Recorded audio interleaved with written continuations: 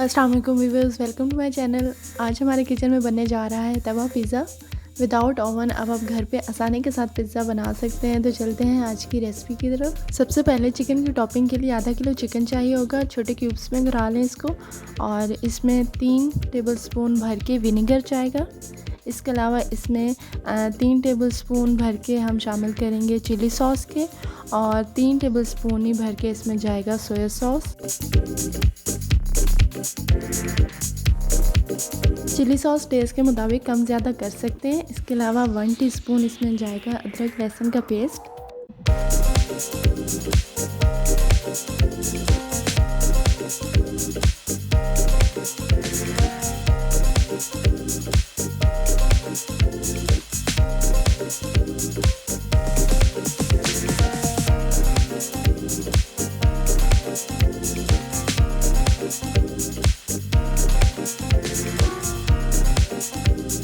इस सबको बहुत अच्छे से मिक्स कर लें। इसमें तकरीबन 2 टेबलस्पून भर के दही भी आप बेशक शामिल कर सकते हैं, और आधे घंटे के लिए इसको मैरिनेट होने के लिए छोड़ दें।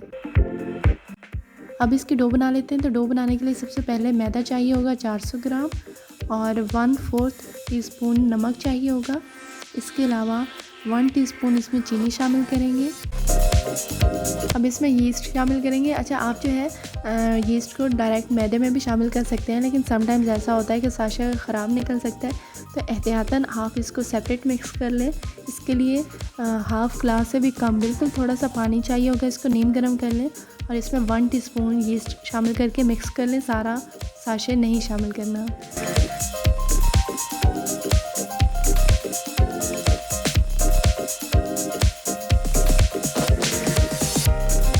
पहले सबको बहुत अच्छे से मिक्स कर लें और फिर थोड़ा थोड़ा करके इसमें पानी शामिल करते जाएं। इसके अलावा ये 1 कप से भी कम दूध चाहिए होगा, थोड़ा सा इसमें शामिल करेंगे, और इसको भी इस तरह हल्का हल्का नीम गर्म कर लेना है, और साथ साथ इसमें थोड़ा थोड़ा करके शामिल करते रहेंगे।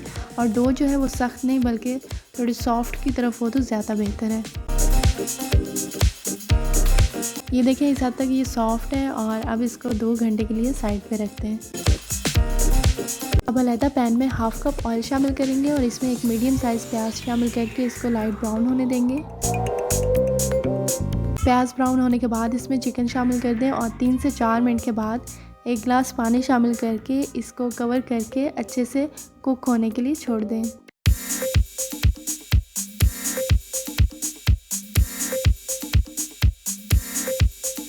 पिज़्ज़ा सॉस बनाने के लिए 5 टेबलस्पून केचप चाहिए होंगे, और इसमें चुटकी भर ऑरिगेनो शामिल करेंगे। इसके अलावा इसमें हाफ़ टीस्पून कुटी लाल मिर्च, ये जो बीच वाली होती है, ये शामिल कर देंगे, और 1 टीस्पून जितना इसमें पिसा हुआ ज़ीरा शामिल करेंगे। अच्छा, अगर आप इस सॉस को ज़्यादा स्पाइसी करना चाहते हैं तो इसमें पिसी हुई काली मिर्च और ये जो सुर्ख मिर्च है ये ज़्यादा शामिल कर सकते हैं। ये देखें, माशाल्लाह डो काफ़ी हद तक राइज़ हो चुकी है। अब इसको 3 पीसेस में कट कर लेते हैं।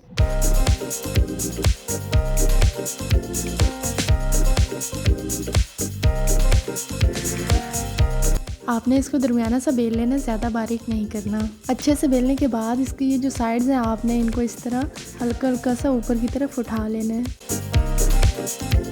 अब 5 मिनट के लिए पैन को पहले बहुत अच्छे से गर्म होने दें, और इसके बाद इस पर बिल्कुल हल्का सा ऑयल लगाएं। अब पिज़्ज़े की डो की जो ऊपर वाली साइड थी, जिसकी डिज़ाइनिंग की थी, ऊपर को उठाया था, वो वाली साइड आपने नीचे की तरफ करके तो पैन पे डाल दें।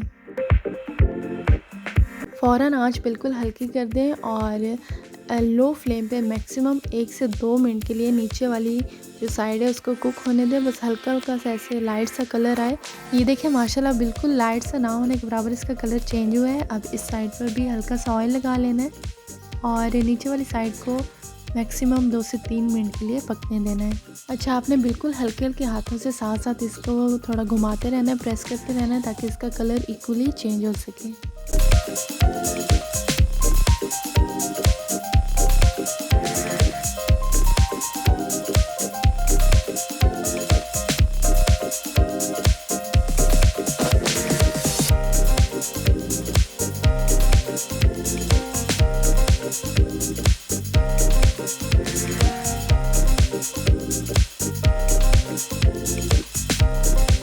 चीज़ आप अपनी चॉइस के मुताबिक इस पर कम या ज़्यादा डाल सकते हैं। इसके अलावा चिकन क्यूब्स डालेंगे, ऑलिव्स डालेंगे, اور دوبارہ سے بالکل چٹکی بھر اوریگینو اور تھائم شامل کریں گے۔ اچھا، اوریگینو اور تھائم آپ نے بالکل ہلکا سا سپرنکل کرنا ہے۔ اگر ذرا سا بھی زیادہ ایڈ کریں گے تو اس سے کڑواہٹ پیدا ہو جائے گی، کڑوا ذائقہ آئے گا۔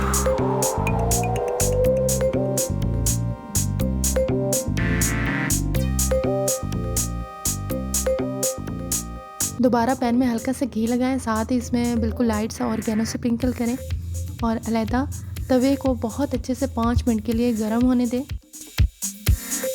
جب توا صحیح سے گرم ہو جائے تو اس کے اوپر پین رکھ دیں۔ اس ٹائم فلیم بالکل لو کر دینا ہے اور تقریباً میکسیمم 9 سے 10 منٹ کے لیے آپ نے اس کو کوک ہونے دینا ہے۔ اچھا، اس کو بنانے کے 2 طریقے، ایک تو یہ ہے کہ جو توے کے اوپر پین رکھ کے 9 سے 10 منٹ آپ اس کو کوک ہونے دیں۔ باقی جو طریقہ دوسرا وہ یہ ہے کہ آپ 5 منٹ اس کو ایسے کوک ہونے دیں اور باقی جو 3 سے 4 منٹ ہوں گے اس میں آپ توے کو اچھے سے گرم کر کے پین کے اوپر الٹا کر کے رکھتے ہیں 3 سے 4 منٹ ہارڈلی، ٹھیک ہے، لیکن فلیم بالکل نیچے نہ ہونے کے برابر ہو۔ تو یہ دونوں طریقے بیسٹ ہیں، دونوں طریقوں سے بہت زبردست پیزا بنے گا۔ یہ دیکھیں ماشاءاللہ بہت ہی یمی فٹ قسم کا پیزا تیار ہے۔ آپ دیکھ سکتے ہیں کہ یہ نیچے سے بھی فلی کوکڈ ہے اور اس کی کرسٹ بھی بہت زیادہ سافٹ ہے۔ اگر آپ نے ابھی تک میرے چینل کو سبسکرائب نہیں کیا تو کائنڈلی سبسکرائب کر دیں اور نیچے لائک کے بٹن کو کلک کر دیں۔ امید کرتی ہوں آپ کو آج کی یہ ریسیپی بہت ہی پسند آئی ہوگی۔